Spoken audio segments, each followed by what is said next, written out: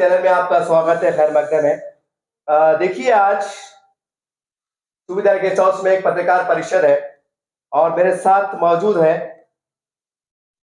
Doctor Ambedkar सेना national party के संस्थापक अध्यक्ष। ये मेरे साथ मौजूद है और इनसे मुलाकात करने जा रहे हैं। और हम देख रहे हैं कि आने वाले समय में लोकसभा, विधानसभा, उसके बाद कारपोरेशन, ये तीनों इंतखाबात, तीनों चुनाव एक साथ आने वाले हैं। ऐसे हालात में सभी पार्टियां, चाहे छोटी हो बड़ी हो, पूरी संघर्ष के साथ, पूरी ताकत के साथ मैदान में है। आज ये ऐतिहासिक शहर औरंगाबाद में आए हैं। चलिए जानना चाहते हैं कि इनके मन में क्या है, इनके पार्टी की विचारधारा क्या है, आने वाले समय में युति करेंगे नहीं करेंगे, किस प्रकार से चुनाव लड़ेंगे, ये तमाम बातों का अहाता करेंगे, तमाम बातों पर विस्तार से चर्चा करेंगे। चलिए पत्रकार परिषद शुरू होती है। इसके पर आप क्या कहें?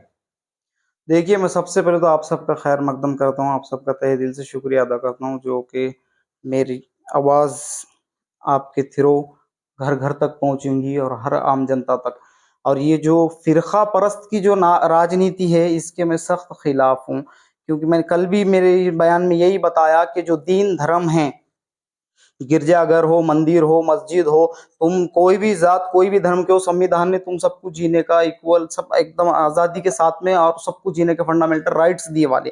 तुम्हारा दीन धर्म, तुम्हारा सब, तुम्हारे मस्जिद, मंदिर, घर जो भी है, हमारा दीन, तुम्हारा दीन, जिसका भी है, वो मंदिर, मस्जिद, गिरजाघर, गुरुद्वारा उसके अंदर तक सीमित रहेगा तो बेहतर है।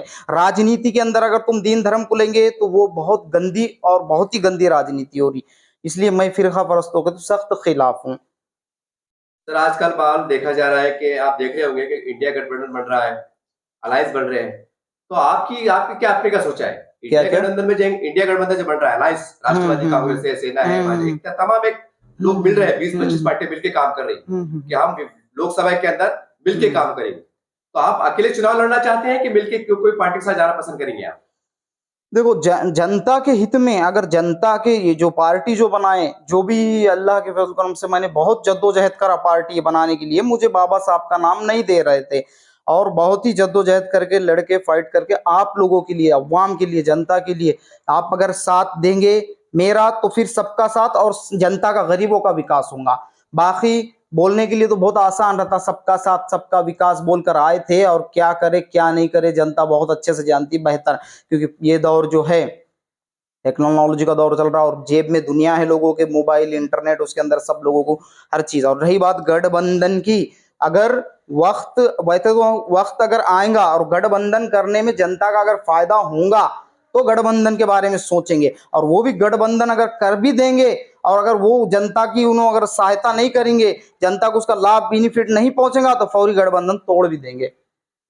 क्योंकि हम खुद के पर्सनली फायदे के लिए और खुद के वास्ते तो ऐसा कुछ बनाया नहीं पार्टी। आपके गौर गरीबों तक की आवाज, जो भी गौर गरीबों तक उसका उनकी आवाज जो है गली से दिल्ली तक ले जाने के लिए, और जरूरी नहीं है विधानसभा में चुन के आओ। जो असल नेता रहता, जो रियल नेता रहता, वो ना विधानसभा में, ना राज्यसभा में, ना लोकसभा में कहीं चुनकर नहीं आता हो, मगर फिर भी नेता रहता। वो सवाल ये है कि लोकसभा के चुनाव के अंदर आपकी पार्टी महाराष्ट्र में कितने सीट लड़ाने का इरादा रखती है? ऐसा कोई ख्याल होगा आपका? बताइए जानकारी। नहीं, अभी तो जैसा अभी स्टेब्लिश हुआ, अभी वक्त बहुत कम है हमारे पास में और इलेक्शन करीब आ गए, फिर भी हम ज्यादा से ज्यादा कोशिश जितनी भी हो सके उतनी करेंगे इंशाल्लाह, क्योंकि अभी यहाँ से आगाज हुआ और हमको ज्यादा टाइम नहीं मिला, फिर भी हम थोड़े से टाइम में बहुत ज्यादा कवर करने की कोशिश करेंगे इंशाल्लाह। सर, जब ये इंटरव्यू वायरल हो रहा होगा तो अक्सर कमेंट आते हैं, लोग कहेंगे कि ऐन वक्त चुनाव के ऊपर आप तशरीफ ला लिए हैं, इससे पहले कहा थे, बहुत से मसले थे, वक्फ बोर्ड के मसले हैं, बहुत से मसले थे, वो मसले पे आप क्यों नहीं आए? आज के हालात पे क्यों नहीं आए? आज इलेक्शन के ऊपर क्यों नहीं आए? कहीं ना कहीं फिर एक रिमार्क ये भी आएगा कि कहीं ना कहीं बीजेपी की बी टीम है, ये ऐसा हमको देखने में आता है। जो पार्टियां मैदान में आती है उसके ऊपर इस तरह के इल्जाम लगते हैं, ये भाजपा की बी टीम है। और आप समझ रहे होंगे कई बड़ी बड़ी पार्टियों को लोगों ने यहाँ तक एमआईएम तक निशाने में रखा है कि इनको भी बी टीम कहा जाता है, हालांकि इनकी भी एक अपनी बहुत बड़ी ताकत है। तो आप क्या कहेंगे इसके ऊपर? आप भी इल्जाम रख सकते हैं। देखो, मेरी जो विचारधारा है, गांधीवाद जो है तो बहुत कर लिए हमने, गांधीवाद। अब डॉक्टर बाबा साहब अम्बेडकर, भीमराव अम्बेडकर जी जो, उनके विचारधाराओं पे चलने वाली पार्टी बनाया मैंने। और सारे पार्टियां तो बहुत है, 1947 से देश आजाद हुए जब से बहुत सारे पार्टियां बने, उन्होंने रूल्स करे, उन्होंने कैसा करे, क्या करे, कैसे राजनीतियां, वो सब जनता को पता है। रही बात कि आज जो है, आज जो संविधान के बारे में जो बोला जा रहा, जो हिंदू राष्ट्र के बारे में बोला जा रहा, कैसा बोला जाता कि हिंदू राष्ट्र, अभी कौन सा राष्ट्र है? तुम कौन से राष्ट्र में जी रहे अभी? ये जो बोलते हिंदू राष्ट्र, किसको बेवकूफ बना रहे तुम? चारों वेद पढ़ लो, चारों वेद के अंदर कहीं लिखा हुआ नहीं है तुम हिंदू लोग हो बोल के। चारों वेद में भी लिखा है तुम शाश्वत या सनातन धर्म के लोग हो। फिर तुम कहां से बोलते कि हम हिंदू? हिंदू जो वर्ड है, तुमको उर्दू जबान से बहुत नफरत है, जबकि उर्दू जबान हमारे हिंदुस्तान में ही पैदा हुई है। और उर्दू जबान का वर्ड है हिंदुस्तान। हिंदू यानी कि यहाँ का जो ज्योग्राफिक हिसाब से जो इंसान रहता, मिसाल के तौर पे सम एग्जांपल, चीन का रहने वाला चीनी, जापान का रहने वाला जापानी, सऊदी अरब का रहने वाला सऊदी, इंडिया का रहने वाला इंडियन, इंग्लिश में इंडिया का रहने वाला इंडियन, भारत का रहने वाला भारतीय, हिंदुस्तान का रहने वाला हिंदू। ज्योग्राफिक हिसाब से हिंदू बोला जाता। तो फिर बताओ कि तुम इसमें कहां से ला रहे हिंदू राष्ट्र? तुम कौन सा हिंदू राष्ट्र बनाना चाह रहे कि तुम असल में हिंदू राष्ट्र में तो ऑलरेडी रह रहे, असल में संविधान हटाना चाह रहे, संविधान का दुश्मन। और एक बात याद रख लेना कि संविधान को चाहने वाली जनता बहुत है, अंग्रेजों को मार के भगाए देश से और संविधान को लागू करे। संविधान अंग्रेजों की नाजायज औलाद अगर बोलेंगी कि हम संविधान हटाएंगे और दूसरा कुछ लगेंगे तो कैसा लगाने देंगे? इतना क्या आसान है? इतना क्या ये है? और आप जो कह रहे हैं कि ये जो बीजी, ये कोई भी XYZ, मैं नाम तो नहीं लूंगा, आप कह रहे हैं कि उनको बेनिफिट मिलेगा, इससे गलत बात है। क्योंकि मेरी विचारधारा, बाबा साहब अंबेडकर की जो विचारधारा है, उनके विचारधारा के हिसाब से मैंने ये सब बनाया। और उनको पढ़ो। बाबा साहब जो नेता है ना, बाबा साहब मुसल जय भीम समाज के नहीं है, सारे देश के लिए और हर समाज के लिए करे अला उन्होंने कार्य। इतनी मेहनत करे, उनकी कैसी मशक्कत और कैसी मेहनत करके उन्हें आगे बढ़े आले है कि देखेंगे आप, उनको पढ़ेंगे तो आपको फिर पता चलेगा। और ये जो बातें करते ना, हरे हरे सबका साथ सबका विकास, ये बिल्कुल गलत बात है। कहां करे तुमने सबका साथ और सबका विकास? सबका साथ और सबका विकास अगर तुमको देखना है तो संविधान पढ़ो, तुमको पता चलेगा। संविधान में बाबा साहब ने रियल में सबका साथ और सबका विकास करे अल्लाह। पूछिए, आप क्या पूछ रहे हैं? सवाल ये भी है सर, जैसा आपने कहा कि संविधान, हर पार्टी हो वो संविधान का नाम लेती है, वो कहते हैं बाबा साहब को मानने वाले, चाहे कांग्रेस हो, राष्ट्रवादी हो, एमआईएम, बहुत सी पार्टियां। और आप कह रहे हैं कि मैं अम्बेडकर साहब को विचारधारा मानता हूँ, ये पार्टियां भी तो ये ऐलान करती है कि हम बाबा साहब को मानते हैं। सवाल ये, जब आप भी बाबा साहब को मानते हैं, वो भी बाबा साहब को मानते हैं, तो फिर एक जगह आने में क्या बुराई है? ये आज ऐसा कहा जा रहा है कि जो बाबा साहब की विचारधारा की पार्टियां, इनको एक जगह आना चाहिए, ऐसे बड़े बड़े दानिश्वर कह रहे हैं सर। नहीं नहीं, ये जो है बात आप कह रहे ठीक है, लेकिन इन्हों अंदर से कुछ और बाहर से कुछ और, असल नेतागिरी बता रही है। खुल के बताइए, खुल के बोलिए ना सर, क्या है अंदर से, किस तरह से? देखो ना अभी कितना विरोध कर रहे, कैसा देश के अंदर क्या मामला बना रहे, कैसा उनका मैनिफेस्टो क्या था उनका, पढ़िए आपके। मैं धारा 370 हटा देंगे, संविधान भी हटा देंगे, बीजेपी का ऐसा कहना था उनके मैनिफेस्टो के अंदर। धारा 370 हटाए, ठीक है, 24 के इलेक्शन के बाद उनका कहना था हम संविधान में भी करेंगे। तुम संविधान बोले तो जीने को गरीबों को हक दिया वाला है, और तुम गरीबों का हक क्यों मानते? अभी देखो कैसा परेशान करते, कभी ला लेते 3 तलाक, कभी लाते नोटबंदी, कभी लाते GST, कभी लाते NRC, कभी लाते CAA। हर वक्त गरीब इंसान खतरे में है जान। और तुम्हारा वहां तक गली से दिल्ली तक कौन पहुंचाया ये सब बड़े बड़े नेता लोगों को? आम जनता ने। और फिर उनका क्या बोलते, तो आम जनता का हक मारेंगे। अभी तुमने हिट एंड रन केस लेकर आए, ठीक है, इससे बेहतर तुमने जो ह्यूमन ट्रैफिकिंग है उसके ऊपर शिकंजा कसना था, उस पर सख्ती से कानून बनाना था, वो जरूरी था। देश का जो भविष्य है, जो गरीब बच्चे, जो भीख मांगते, जो परेशान है, जो यतीम है, जो एसीर है, वो बच्चों को हायर एजुकेशन देके उनको क्या बोलते तो आगे बढ़ाना था, ये तुम्हारा काम था। और तुमको अगर वो बनाना था, नया कानून लाना था, तो तुम इसके ऊपर नया कानून लाना था। जो इंस्टीट्यूट, जो प्राइवेट इंस्टीट्यूट चल रहे, कितने लाखों रुपए उन्होंने क्या बोलते तो उसमें बच्चों से फीस वसूल कर रहे, गरीब का बच्चा कहां से देगा? जो रोज कमाते खाते उन्हों कहां से देंगे? और तारीख तो गवाह है, सबसे ज्यादा देश के अंदर जो देश का नाम रोशन करा, सबसे ज्यादा गरीब के बच्चे वो लिस्ट के अंदर देखो। और तुम सरकारी स्कूलों के एजुकेशन तुम कम कर दे रहे और इंस्टीट्यूट के एजुकेशन को बढ़ोतरी दे रहे, तो उन्होंने कहां से वो पे करेंगे उतना? तुम सरकारी स्कूलों को करो ना, और उनके ऊपर शिकंजा करो, उनके ऊपर नए कानून लाओ, उनके ऊपर वो लगाओ, उस पर विचारधारा करो, उस पर सोचो ना। तुम कैबिनेट की बैठक लो उसमें। सर आज पूरे देश के अंदर EVM मशीन के पास सवाल उठ रहे हैं, प्रशासन की तरफ से अभियान चलाया जा रहा है। ये आपके सामने मशीन है, आप उसको चेक कर सकते हैं। बहुत अच्छा क्वेश्चन करे आप। हाँ बोलिए, मैं बताता हूँ। ये है, जांचा जा रहा है कि देखिए मशीन में फॉल्ट है नहीं है, क्या बात है। मेरा सवाल ये है कि इस अभियान को एक तरफ जनता की बहुत से लोग कह रहे हैं कि ईवीएम मशीन से नहीं होना चाहिए और सरकार करेगी, इसके अंदर कोई शंका नहीं, कोई डाउट नहीं। अच्छा, आप कैसा देखते हैं? अच्छा, आपका नजरिया क्या है इसके पर? अच्छा, मैं बताता हूँ आपको। बहुत अच्छा सवाल करे आपने कि जो ईवीएम मशीन है, ईवीएम मशीन, मेरा तो यही एजेंडा है पहला कि ईवीएम 2024 में ईवीएम हटा के इलेक्शन कराओ, ईवीएम मशीन हटाओ और संविधान बचाओ। क्यों? क्योंकि तुम्हारे सबके जेब में मोबाइल है ना? करेक्ट। वो मोबाइल हैक हो सकता, बट हैक नहीं हुआ। कोई भी तुम्हारे मोबाइल को हैकिंग कर सकता है, मैं करेक्ट? कर सकता। तो वो मशीन है, वो इलेक्ट्रॉनिक चीज है।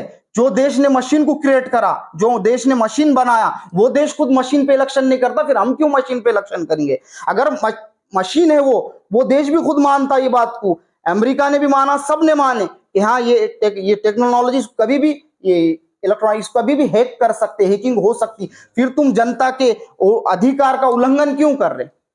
जिनको भी वोट देने का अधिकार है उनका तो उल्लंघन हो जा रहा है, फिर उनके हक मार दे रहे तुम।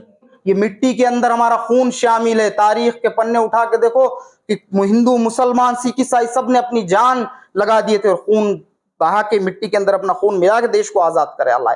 और देश को आजाद करने के बाद संविधान की रचना बाबा साहब ने, सबने मिलकर रचा ली। तो अब बताओ, तो इतने आसानी से संविधान हटा दोगे तुम और अपने हिंदू राष्ट्र बना दोगे? वो जो पाकिस्तान बना, तो क्या हमने बोले थे पाकिस्तान को अलग करो? हम तो आज तुम्हारा बोलते चलो पाकिस्तान पे चढ़े करो, ले लो अंदर मिला दो, अखंड भारत करो उसको पूरा, जहां तक अखंड भारत था सबको मिलाओगे। तुम मिलेंगे? हमको उनसे क्या लेना देना है? हम हमारे देश के बारे में देखेंगे, हमारी मिट्टी। हर वक्त मुसलमान ने ये काम किया है, देश के लिए अपनी जान दिया है। जान से प्यारा देश हमारा, कुर्बान मेरी जान देश के है नाम। सर एक आखिरी सवाल जाते जाते, देखिए सर, कुछ लोग ताकतें, लोग मुसलमान 25 करोड़ मुसलमानों के साथ कैसा है? अभी तो पार्टी की स्थापना हो गई, अभी पार्टी ने जन्म ली, अभी उसका जन्म हुआ, अब वो रेंगेंगी, फिर वो चलेंगी, और जब दौड़ेंगी तो अच्छे अच्छू क्या बोलते, तो जितने भी संविधान के दुश्मन, जो बदमाश लोग हैं, जो गंदी राजनीति कर रहे हैं, उन सबको फिर मजा चखेंगे वो सब, क्योंकि वो खुद ब खुद जनता वहां से हटेंगी और हमसे ज्वाइन होना चालू होंगी। जनता का जो नेता रहता, नेता की विचारधाराएं अच्छी है तो जनता खुद ब खुद ज्वाइन होना चालू हो जाती है उसके साथ में। और वो जो है जिनकी विचारधाराएं खराब है, जो गंदी राजनीति कर रहे, उनको तो बाद में बहुत बुरा हाल होगा उनका, इसमें कोई शक नहीं है। आखिर में जाते जाते और हाँ, आपका कहना था कि हमारी जो पार्टी है तो अभी आगे कैसे चेहरे किस किस को करेंगे, तो अब जैसे जैसे हमारी पार्टी, मन बोला ना कि सबका साथ सबका विकास में आप हमारा साथ दोगे अवाम, तो फिर अवाम गरीबों का साथ पार्टी देंगी, यानी कि उसका गरीबों का विकास होगा। जब आप हमसे ज्वाइन होंगे तो ही तो पार्टी खड़े रहेंगी ना सही तरीके से। सवाल ये था सर, जब औरंगाबाद में पत्रकार परिषद दे रहे हैं, तो औरंगाबाद एक ऐतिहासिक शहर है, यहाँ से जो तहरीक उठती है, इनकलाब लाती है, बर्पा करती है, बहुत इसके असरात पूरे महाराष्ट्र में फैलते हैं। तो हो सकता है लोग ये जहन में ला रहे होंगे कि ये इंटरव्यू देखने के बाद चैनल पर जब वायरल होगा कि यकीनी तौर से आपके पार्टी तरफ से लोकसभा के अंदर, विधानसभा के अंदर कोई बड़ा चेहरा उभर के आएगा, XYZ कोई भी हो सकता है, तो ये सवाल तो जरूर उभरेगा। तो उसके लिए कुछ ठोस संदेश, कोई लड़ना चाहता है? हाँ, तो जो भी लड़ना चाहते ज्वाइन होना, कैसा नहीं देंगे, सब लड़ाएंगे ना सीटें इंशाल्लाह, जितना हो सका उतना पॉसिबल।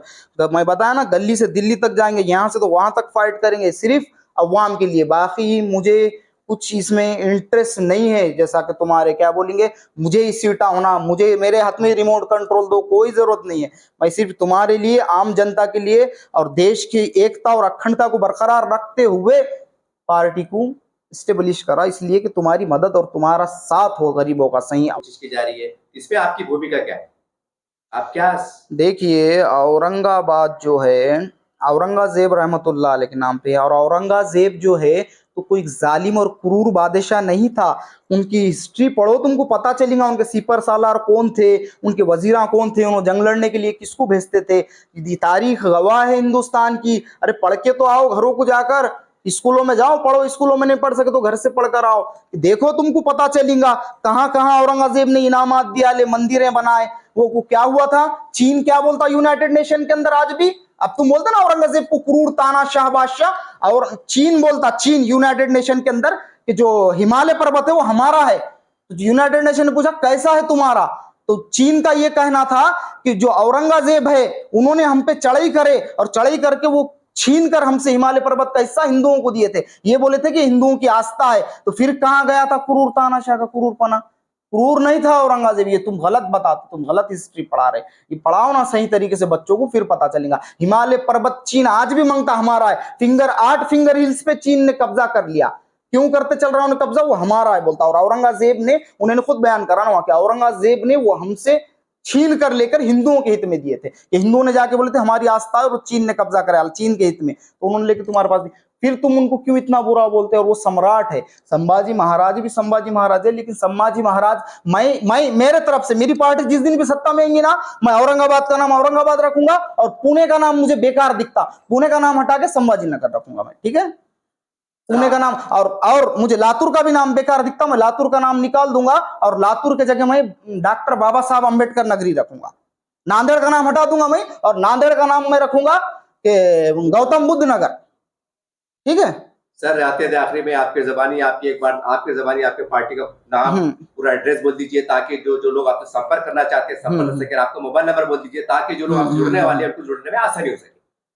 देखिए, मैं एडवोकेट सैयद टीपू सुल्तान, डॉक्टर अंबेडकर सेना national party president, founder president, और जिसको भी ज्वाइन होना है, क्योंकि अवाम साथ देंगी तो ही आगे बढ़ेंगे, तुम्हारे लिए लड़ेंगे हित में हर चीज। और 8007594786 मेरा नंबर है। डायरेक्ट आपको जो भी बोलना है मुझे व्हाट्सएप पे मैसेज कर सकते, जिसको भी ज्वाइन होना है या तुम्हारी जो भी रिक्वेस्ट है बता सकते मुझे बायोडाटा के साथ में, फिर इंशाल्लाह आगे उस पर अमल किया जाएगा, ठीक है? और अगर आपको डायरेक्ट मुझसे आके राब्ता कायम करना है तो अभी औरंगाबाद में सब तरफ तो ऑफिस डिक्लेयर वो सब होंगे, मगर जब तक अगर मिलना है तो मुख्य कार्यालय परभनी महाराष्ट्र, परभनी यूसुफ कॉलोनी नियर यूसुफिया मस्जिद 431401 परभनी का pin code. Thank you sir.